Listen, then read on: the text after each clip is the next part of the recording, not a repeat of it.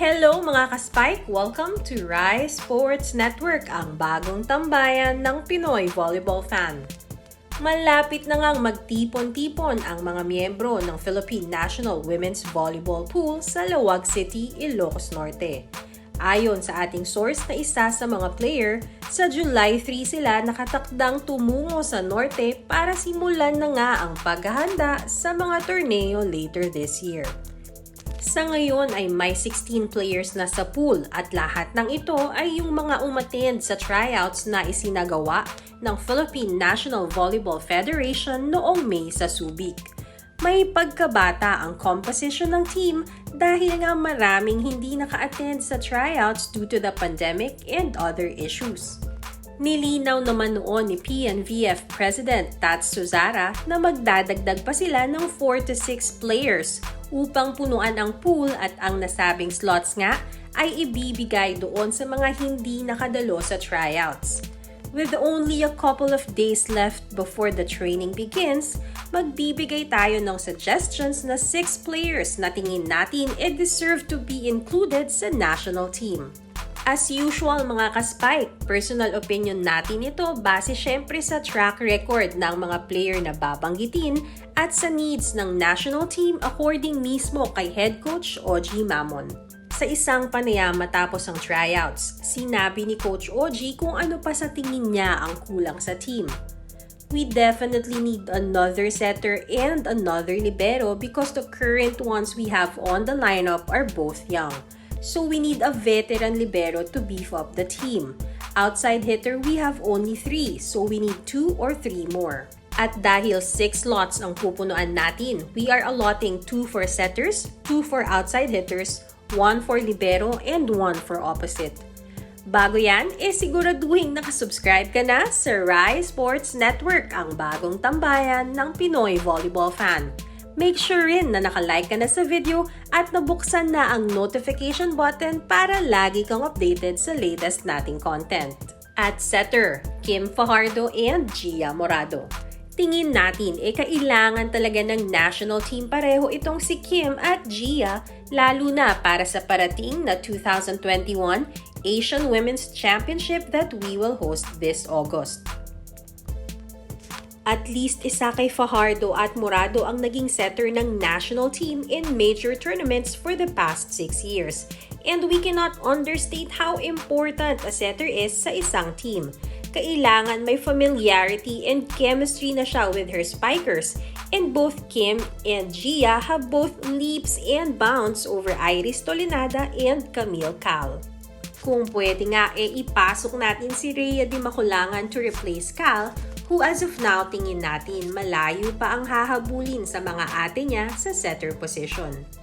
Maturity, stability, and control are very important traits para sa isang magaling na setter.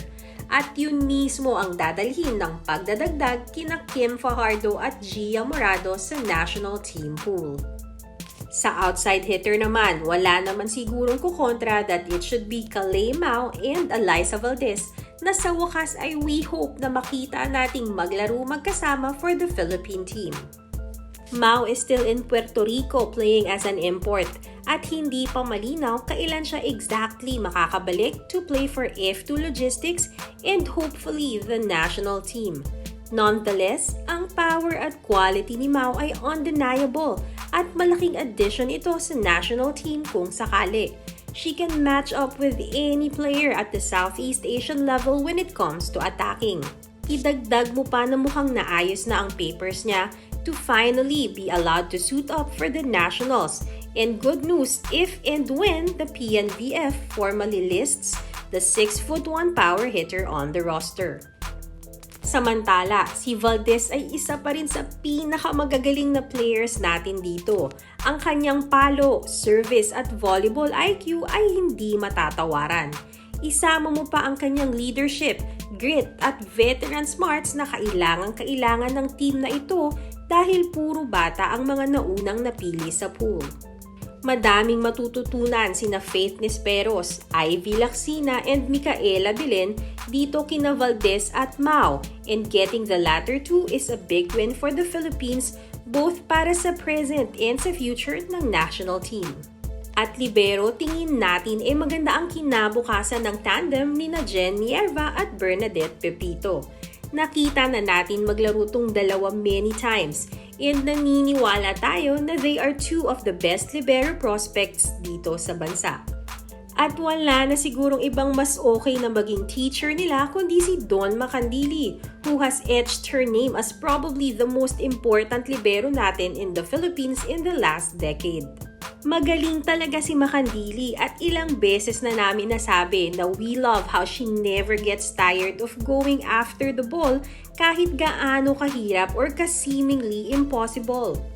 Sharing that attitude with the youngsters while still manning the floor for the national team will be very beneficial para sa national team natin.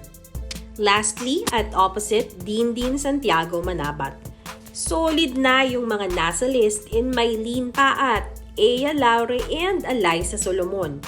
Pero mas naglalaro na si Ea sa Open recently and mas lalo lang lalakas ang ating rotation sa 4 pag dinagdag si Din. Alam na natin what Din brings to the table. Andyan ang kanyang lakas, attacking skills, blocking at syempre ang experience playing for the national team ng matagal. Her presence will push Paat to work harder para masil yung place niya sa first 6, while pwede namang ipamana ni Din ang ilan sa kanyang secrets kay Solomon, who is also a 6'2" spiker but still very young and promising. Sa additions na ito, we're looking at the first 6 of Mau, Jaja Santiago, Fajardo, Valdez, Majoy Baron, and Manabat, with Macandili as the libero. Merong height, skills, experience, athleticism, at power itong lineup na ito. Wala ring matanda sa team na ito as all of them are 28 years old or below. Average height is 6 feet and all of them have the experience playing in international competitions. Of course, suggestions lang natin ito bilang supporter ng Philippine National Women's Volleyball Team. At the end of the day, it's the PNVF who will select who will represent the country. Pero ang dasal natin ay maipasok sina Fajardo, Morado, Mau, Valdez, Macandili at Manabat sa national team dahil tingin natin these ladies will lead our much-awaited breakthrough in the international stage.